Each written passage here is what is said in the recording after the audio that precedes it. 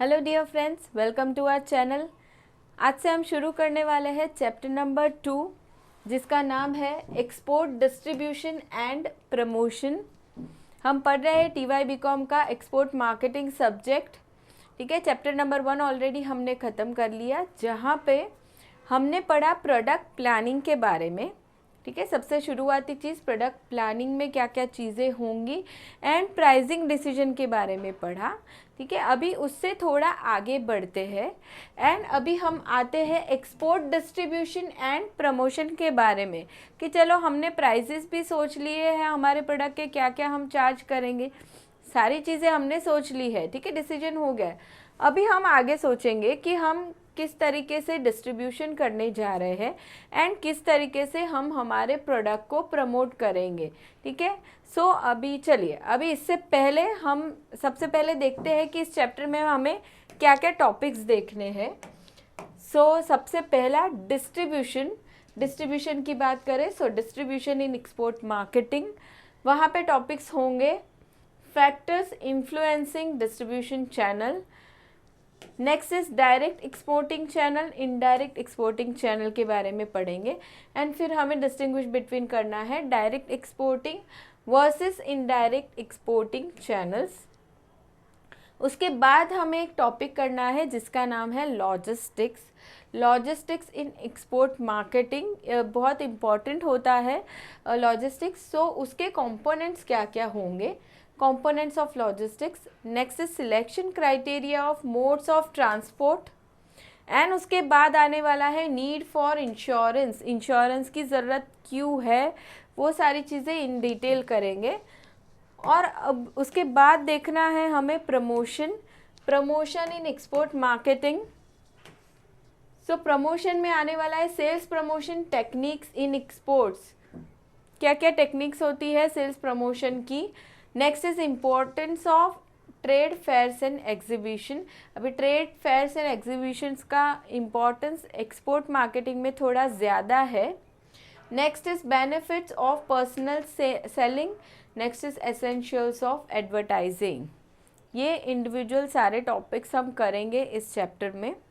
अभी हम शुरू करते हैं फैक्टर्स इन्फ्लुएंसिंग डिस्ट्रीब्यूशन चैनल। कौन कौन से फैक्टर्स होंगे जो इन्फ्लुएंस करेंगे डिस्ट्रीब्यूशन चैनल को। अभी उससे पहले डिस्ट्रीब्यूशन की बात करते हैं। व्हाट इज डिस्ट्रीब्यूशन यानी क्या कि प्रोडक्ट बन चुका है वेयर हाउस में या एट मैन्युफैक्चरर्स प्लेस या प्रोड्यूसर्स प्लेस। ठीक है, प्रोडक्ट बन के रेडी है, प्लेस ऑफ प्रोडक्शन हो गया ये। अभी वही प्रोडक्ट जाएगा कंज्यूमर के पास, क्योंकि वो उसे यूज़ करने वाला है, कंज्यूम करने वाला है। ठीक है, प्लेस ऑफ कंजम्पशन हो गया। अभी प्रोडक्ट यहाँ पे बना है, अभी यहाँ पे एक्सपोर्ट की हम बात कर रहे हैं। एक कंट्री से दूसरी कंट्री में प्रोडक्ट जाएगा, ठीक है, पहुँचेगा। ऐसे बहुत सारे कस्टमर्स तक पहुँचेगा, यानी कि प्लेस ऑफ प्रोडक्शन से प्लेस ऑफ कंजम्पशन होगा, वहाँ तक प्रोडक्ट जाएगा, उसे हम कहेंगे डिस्ट्रीब्यूशन। ठीक है, अभी ये जो डिस्ट्रीब्यूशन है वो अलग अलग तरीक़ों से हो सकता है। बहुत सारे एक्सपोर्टर्स है दुनिया में, बहुत सारे इंपोर्टर्स है, वो इंपोर्टर्स कस्टमर तक गुड्स पहुंचाते हैं। अलग अलग तरीक़ों से गुड्स पहुंचता है। जैसे हम एक्सपोर्टर्स है, अभी हमें ऐसे लगता है कि हम हमारे बिजनेस को ध्यान में रखते हुए सारी सिचुएशन को देखते हम ऐसा मानते हैं कि हम सेल्स एजेंट के ज़रिए हम प्रोडक्ट पहुंचाएंगे to the place of consumption. ठीक है, किसी को ऐसे लगता है कि हम हमारी एक ब्रांच वहाँ पे, सेल्स ऑफिस वहाँ पे ओपन करेंगे। किसी को ऐसे लगता है कि हम कोई ऐसा ट्रेडर है, मर्चेंट एक्सपोर्टर है, जो हमारे से गुड्स खरीदेगा प्रोडक्शन किया हुआ एंड फिर वहाँ पे कस्टमर तक पहुँचाएगा। ऐसे अलग अलग बहुत सारे ऑप्शंस है। ठीक है, उसे हम क्या कहेंगे, डिस्ट्रीब्यूशन चैनल कहेंगे, जिसके ज़रिए प्रोडक्ट पहुँचेगा प्लेस ऑफ कंजम्पशन तक। अभी ये जो डिस्ट्रीब्यूशन चैनल है वो डायरेक्ट भी हो सकते हैं एंड इनडायरेक्ट भी हो सकते हैं। ठीक है, वो इन डिटेल हम आगे जाके पढ़ेंगे। डायरेक्ट जैसे कि अभी मैंने एग्जांपल बोला, हम एजेंट के ज़रिए जा रहे हैं, हम हमारा सेल्स ऑफिस ओपन कर रहे हैं वहाँ पे, वो सारे डायरेक्ट हो गए, हम ही कर रहे हैं। नेक्स्ट अभी मैंने एग्जांपल बोला मर्चेंट एक्सपोर्टर का, यानी कि हम तो प्रोडक्ट बना रहे हैं पर हम मर्चेंट एक्सपोर्टर यानी कि ऐसा एक्सपोर्टर जो सिर्फ ट्रेडिंग कर रहा है, मतलब हमारे से गुड्स खरीदेगा और फिर सामने की कंट्री में जाके बेच देगा। सो हम उसके ज़रिए पहुंचा रहे हैं, सो वो इनडायरेक्ट हो गया। सो हम कौन से डिस्ट्रीब्यूशन चैनल से गुड्स पहुंचाएंगे, तो वो डायरेक्ट भी हो सकता है, इनडायरेक्ट भी हो सकता है। सो वो सारी चीज़ें हम इन डिटेल आगे देखेंगे। सो इस टॉपिक में हमें फ़िलहाल देखना है फैक्टर्स इन्फ्लुएंसिंग डिस्ट्रीब्यूशन चैनल। अभी ये जो डिस्ट्रीब्यूशन चैनल्स होंगे, सो उसको कौन कौन से फैक्टर्स इन्फ्लुएंस करेंगे। सो स्टार्ट करते हैं। A distribution channel is a means through which goods are moved from place of production to place of consumption। ठीक है, गुड्स मूव हुआ from place of production to place of consumption, जिस means के ज़रिए, ठीक है, जिस ऑप्शन के ज़रिए वो मूव हुआ उसे हम डिस्ट्रीब्यूशन चैनल कहेंगे। Now exporters may consider direct distribution channel and or indirect distribution channel। कोई भी वो सिलेक्ट कर सकता है exporter. A better approach to select an appropriate channel is to start with the final buyer and select a channel that is our most effective। ठीक है, हमको क्या करना है while selecting distribution channel, एक तो बायर को ध्यान रखना है एंड दूसरा हमें क्या करना है, ऐसा चैनल सिलेक्ट करना है जो इफ़ेक्टिव हो। जिस जगह पे हम पहुंचाना चाहते हैं गुड्स, वहाँ पे वो चैनल इफ़ेक्टिव होना चाहिए। So now following are the main factors that influence the channel selection. कौन कौन सी चीज़ें ध्यान में रखेगा exporter while deciding distribution channel. सबसे पहला आता है कस्टमर कैरेक्टरिस्टिक्स। भाई सबसे पहली चीज़ कस्टमर को ही ध्यान में रखो कि कस्टमर किस तरह के हैं। ठीक है, अभी कस्टमर की हम बात करें, हम ऐसा कहते हैं कि बहुत सारे कस्टमर्स होंगे हमारे ओवरसीज़ मार्केट में। जैसे हम किसी एफएमसीजी प्रोडक्ट को एक्सपोर्ट कर रहे हैं, कोई शैम्पू हम एक्सपोर्ट कर रहे हैं, कोई क्रीम एक्सपोर्ट कर रहे हैं, ठीक है, हेयर ऑयल कर रहे हैं, ऐसा कोई प्रोडक्ट है, एफएमसीजी प्रोडक्ट है, तो उसके तो बहुत सारे कस्टमर्स हो गए। तो हम किस तरीके से डिस्ट्रीब्यूशन करवाएंगे, वहाँ पे हम इनडायरेक्ट चैनल को ज़्यादा प्रेफर करेंगे। डायरेक्ट चैनल में हमारे लिए पॉसिबल नहीं होगा सब कस्टमर्स के साथ पहुँचना, उसके पास पहुँचना डिस्ट्रीब्यूशन के लिए। So we will go for indirect channel. उसके बाद आता है हम ऐसा कहें कि कस्टमर्स थोड़े हैं, लिमिटेड है। जैसे कि हम मशीनरी एक्सपोर्ट करने का बिजनेस कर रहे हैं, ठीक है, बिजनेस में रिक्वायर्ड मशीनरी हम सेल कर रहे हैं। सो उसके बहुत ज़्यादा कस्टमर्स नहीं हो सकते ना, एफएमसीजी प्रोडक्ट जितने नहीं हो सकते, कम होंगे। सो वहाँ पे हम डायरेक्ट डिस्ट्रीब्यूशन के ऑप्शन में जा सकते हैं। So if the consumers are large in the number and are located in several countries, the exporter firm may select indirect distribution channel as it may not be feasible to reach to large number of customers in different markets. For instance, an exporter of consumer goods may adopt indirect channel। अभी दूसरी बात, if the customers are few, थोड़े से ही customers है हमारे, and the exporter exports in only one export market, एक आध export market में ही बेच रहा है एक्सपोर्टर या एक आध दो में ऐसे, तो the export firm can select direct channel as it may be possible for the firm to serve directly to the customers।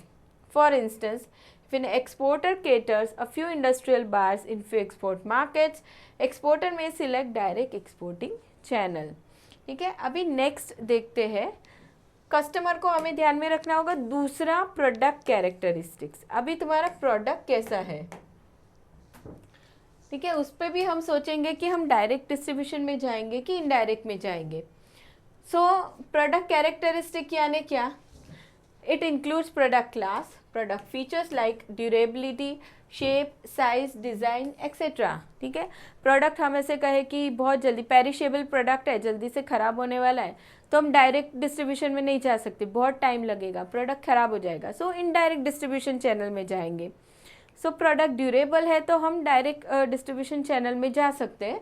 वैसे ही और भी चीज़ें हम देखेंगे कि in the case of high price luxury goods, अभी हाई प्राइस प्रोडक्ट की बात करें, like Rolls Royce, Lamborghini, Bentley etcetera, exporter may adopt exclusive distribution through one or two showrooms, especially in the major metro cities of particular country. ऐसे luxurious goods अगर हम बेच रहे हैं तो हम डायरेक्ट चैनल में डायरेक्ट डिस्ट्रीब्यूशन चैनल के लिए हम जा सकते हैं. Next is in case of FMCG products. FMCG की बात करें, exporter may adopt indirect channel because number of buyers are large and buying smaller quantities in different countries. Yes, बहुत सारे बायर्स होंगे इसके तो, एंड अलग अलग कंट्रीज में होंगे, अलग अलग एरियाज में होंगे, तो डायरेक्टली पहुंचना इम्पॉसिबल है. Next, in case of perishable items, अभी पेरिशेबल की बात करें, like vegetables, meat products, etc., exporter may select shorter indirect channel. Shorter indirect channel, indirect channel में तो हम जाएंगे लेकिन शॉर्टर, बीच में इंटरमीडियरीज कम होने चाहिए ताकि प्रोडक्ट जल्दी से जल्दी पहुंच सके, टू अवॉइड री handling and spoilage. Next is company profile.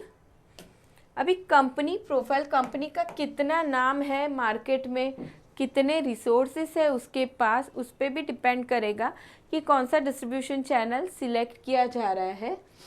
तो अभी यहाँ पे देखें तो if an exporter has limited resources, ज़्यादा पैसे नहीं है कंपनी के पास, it will have to depend on intermediaries and therefore it will select indirect channels in overseas market. ठीक है, हम कोई प्रोडक्ट बेच रहे हैं, हम कहें हम हैंडीक्राफ्ट बना के बेच रहे हैं, तो हमारे पास लिमिटेड रिसोर्सेज है. डायरेक्टली अगर हम दूसरी कंट्री में सेल करने जाएंगे तो बहुत कॉस्टली हो जाएगा, तो हम क्या करेंगे, मर्चेंट एक्सपोर्टर के थ्रू हम जा सकते हैं. ठीक है, इनडायरेक्ट चैनल हो गया वो. अभी if an exporter firm has distinct image in the overseas market, it may select reputed dealers in the overseas market. ठीक है, डिस्टिंक्ट इमेज, कॉर्पोरेट इमेज बहुत अच्छी है और उसके पास रिसोर्सेज भी है, तो वो क्या करेगा, रेप्यूटेड डीलर के थ्रू सेल कर सकता है. Now next is if an export firm has a strong network of its sales representatives in overseas market, it will make effort to distribute goods through direct channels. अगर हमारा strong network है, sales agent है हमारे पास, तो हम उसके ज़रिए cell कर देंगे. ठीक है, अभी आता है fourth one, competitors distribution strategy. जैसे हम कस्टमर को ध्यान में रखते हैं वैसे ही हमें हमारे कॉम्पिटिटर्स को भी ध्यान में रखना होगा. हमारे ही जैसा ही सेम प्रोडक्ट जो कॉम्पिटिटर बेच रहा है वो किस तरीके से डिस्ट्रीब्यूशन कर रहा है वो हम देखेंगे. So generally a firm may consider the distribution strategy of its competitor in the choice of channel selection. Normally marketer may use same channel that is used by the competitors. ठीक है, हम car manufacturing का export का business कर रहे हैं, तो हमारा कॉम्पिटिटर जिस तरीके से कर रहा है डिस्ट्रीब्यूशन, हम भी वैसे ही कर सकते हैं. So almost all exporters of FMCG goods use indirect channels to distribute the product. In case of certain industrial goods such as heavy machinery equipment, most of the firm resort to direct channel. ये normally situation होती है, हमने देखा FMCG में क्या होगा, indirect channel prefer किया जाएगा, and जहाँ पे limited customers हैं, industrial goods है, वहाँ पे direct channel. Now next one is area coverage. Area coverage, area coverage यानी कि एक्सपोर्टर कितनी जगहों पे एक्सपोर्ट कर रहा है, एक या दो कंट्री में कर रहा है या बहुत सारी कंट्री में कर रहा है. ठीक है, so if an export firm exports in only one or two overseas market and if it caters a few customers, it may resort to direct exporting. अब ये देखिए सीधी बात है कि हम एक ही कंट्री में सेल कर रहे हैं, दो या तीन, बहुत कम, ठीक है, और कस्टमर्स भी वहाँ पे कम है, तो हम डायरेक्टली दे सकते हैं ना, कस्टमर को प्रोडक्ट पहुँचा सकते, डिस्ट्रीब्यूशन कर सकते, उसमें कुछ टफ नहीं है. लेकिन हम बहुत ज़्यादा लार्ज स्केल पे एक्सपोर्ट कर रहे हैं, बहुत सारी कंट्रीज़ में हम कर रहे हैं, साथ ही वहाँ पे भी कस्टमर्स भी ज़्यादा है, तो डायरेक्टली डिस्ट्रीब्यूशन करना बहुत बहुत ज़्यादा डिफ़िकल्ट हो जाएगा, तो उस केस में हम इनडायरेक्ट चैनल में जाएंगे. So if an export firm exports to several overseas market and that to a large number of buyers, it may select indirect channel. ठीक है, चलिए next is middleman characteristics. Middleman characteristics. So the characteristics of middlemen such as their resources, strength and capabilities must be considered. जैसे कि हम ऐसे कहते हैं कि हम मर्चेंट एक्सपोर्टर के थ्रू सेल करने वाले या फिर हम एजेंट के थ्रू डिस्ट्रीब्यूट करने वाले, तो उसकी कैपेसिटी कितनी है, उसके पास रिसोर्सेज कितने हैं, वो भी हमें देखना होगा. So a firm may distribute the product through sole selling agent, especially when the agents have their own distribution facilities such as warehouses, showrooms, delivery vehicles, etc. The company may go for indirect channel. ठीक है, sole selling यानी कि वो क्या करेगा, वो agent हमारे ही product को सेल करेगा, लेकिन उसके पास ये सारी फैसिलिटी है तो हम उसके थ्रू जा सकते हैं. Sometimes retailers may be reluctant to stock goods with higher price. The company may resort to direct selling. ये चीज़ हम कर सकते हैं. दूसरा, रिटेलर्स की बात की है कि हम ओवरसीज़ मार्केट में मान लो रिटेलर्स के थ्रू बेचना चाहते हैं, इनडायरेक्ट चैनल के थ्रू हम जाना चाहते हैं, लेकिन रिटेलर्स को क्या लगता है कि यार हम जिस एक्सपोर्टर का गुड्स बेचने जा रहे हैं लाके, सो वो जल्दी नहीं बिकेगा, हमारे वेयर हाउस में जगह रोक लेगा वगैरह वगैरह, हमारी कॉस्ट बढ़ जाएगी, सो वो लोग मना कर देंगे. तो उस केस में एक्सपोर्टर क्या कर सकता है, डायरेक्ट डिस्ट्रीब्यूशन चैनल अडॉप्ट कर सकता है. ठीक है, खुद ही डायरेक्टली सेलिंग करेगा. अभी next 7th is economic conditions. Economic conditions, अभी कंट्री में इकोनॉमिक कंडीशंस कैसी चल रही है, रिसेशन है या नहीं है. तो अभी रिसेशन की अगर हम बात करें, during recession middleman may be reluctant to stock products unless they are provided with extra incentive such as push commission. Middleman, अभी मान लो हम एजेंट की बात करें, ठीक है, रिसेशन का टाइम है, एजेंट क्या बोलेगा, यार तुम्हारा एक्सपोर्टर को बोलेगा यार तुम्हारा प्रोडक्ट मैं लाके रख रहा हूँ इंपोर्ट करके, सेल नहीं हो रहा है, मेरे वेयरहाउस में स्टॉक पड़ा रहा है, ठीक है, तो उसकी भी मुझे कॉस्ट लग रही है, रेंट वगैरह पे करना पड़ रहा है, तो वो ना बोलेगा. सो उस केस में क्या होगा कि हम क्या करेंगे, उसको थोड़ा कमीशन देंगे कि तुम हमारे प्रोडक्ट का प्रमोशन करके उसको बेच के दो. सो ऐसे आइडियाज़ हम यूज़ कर सकते हैं. दूसरा, therefore during recession if extra incentives to middleman are not feasible, export firm may resort to direct channel of distribution especially in few market. अभी ये जो हमने पहला ऑप्शन बोला कि हम क्या करेंगे, कुछ इंसेंटिव्स दे देंगे, कमीशन दे देंगे मिडलमैन को कि तू हमारा प्रोडक्ट बेच दे, लेकिन अगर कंपनी के पास ही उतने पैसे नहीं है, तो एक्सपोर्टर के पास उतने पैसे नहीं है मिडलमैन को कमीशन देने के लिए, तो कंपनी उस टाइम क्या करेगी, डायरेक्ट सेलिंग करेगी, एजेंट को देना ही नहीं है, बोलेगी हम खुद डायरेक्ट डिस्ट्रीब्यूट करेंगे. नाउ फॉर इंस्टेंस एग्जाम्पल दिया है उन लोगों ने, to sell readymade garments during recession a garment exporter may take part in trade fairs and exhibitions and sell the products directly to the customer. वो directly बेच देगा customers को. कब होगा, रिसेशन में ये सारी चीज़ें हो सकती है.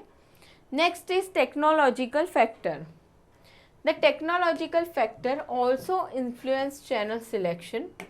For instance, technological development in the telecommunication have made it possible for home shopping via telemarketing.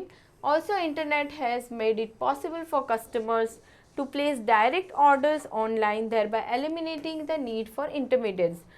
पहले के समय में क्या होता था, जब भी टेक्नोलॉजिकल एडवांसमेंट नहीं था उस समय, तो और अभी तो हम कैसा करते हैं, अभी हमें पता है, हम कस्टमर हैं तो हम इंटरनेट पे जाके देख सकते हैं कौन सा प्रोडक्ट कहाँ पे अवेलेबल है, किस प्राइस में अवेलेबल है, हम ऑर्डर कर सकते हैं आसानी से. ठीक है, सो काफ़ी सारे जो इंटरमीडियरीज थे बीच में से, वो हट गए, जो पहले के ज़माने में होता था, वाया वाया हमें जाके मंगवाना पड़ता था। सो अभी क्या हो रहा है, कस्टमर डायरेक्टली बुक कर सकता है सेलर के पास उसका ऑर्डर, ठीक है, और सेलर भी क्या कर सकता है, उसको चाहिए तो वो डायरेक्ट डिस्ट्रीब्यूशन करवा सकता है, ठीक है, बीच में ज़्यादा इंटरमीडियरीज की ज़रूरत नहीं पड़ती है। Now next is size of orders. Size of order कैसा है, so the size of order may influence the choice of channel selection. Normally company receives large size orders and that too from few customers. It may prefer direct channel to serve the customer. ठीक, जैसे हम ऐसा कहते हैं कि हम ऐसे कहें कि चलो एसी को हम एसी एक्सपोर्ट करते हैं, ठीक है, अभी वो कैसा होगा, हमें बहुत लार्ज ऑर्डर मिले, बहुत सारे ऑर्डर्स मिले, लेकिन हमें एक या दो कंपनी के पास से ही ऑर्डर्स मिल रहे हैं लार्ज क्वांटिटी में, तो क्या हो गया, ऑर्डर की साइज़ बढ़ गई, ठीक है, ज़्यादा क्वांटिटी में एसी चाहिए उनको, लेकिन कस्टमर कैसे हैं हमारे, थोड़े ही है ना, ज़्यादा कस्टमर नहीं है, वो जो भी 1 2 3 कंपनी है उसी को हमें पहुंचाना है एसी, तो हम डायरेक्ट चैनल के थ्रू जा सकते हैं, डायरेक्ट डिस्ट्रीब्यूशन हम कर सकते हैं, पॉसिबल है, तो हमारा फ़ायदा भी है ना, ज़्यादा एसी हम बेच रहे हैं, डायरेक्ट जा रहे हैं, तो बीच में किसी को पैसे देने की ज़रूरत नहीं है। Now, however, when a firm gets small size orders from a large number of customers, it may adopt indirect channel. जैसे यहाँ पे मोस्टली FMCG प्रोडक्ट की ही बात आएगी। FMCG प्रोडक्ट में क्या होगा कि जो भी ऑर्डर्स आएंगे उसकी वैल्यू कैसी होगी, कम होगी ना, छोटे छोटे ऑर्डर्स आएंगे और बहुत सारे कस्टमर्स के पास से आने वाले हैं, सो उस समय क्या होगा, हम सबको डायरेक्टली जाके नहीं दे सकते ना प्रोडक्ट, तो हम क्या करेंगे, इनडायरेक्ट चैनल में हम उस ऑप्शन को हम सिलेक्ट करेंगे। Now last factor is channel objectives.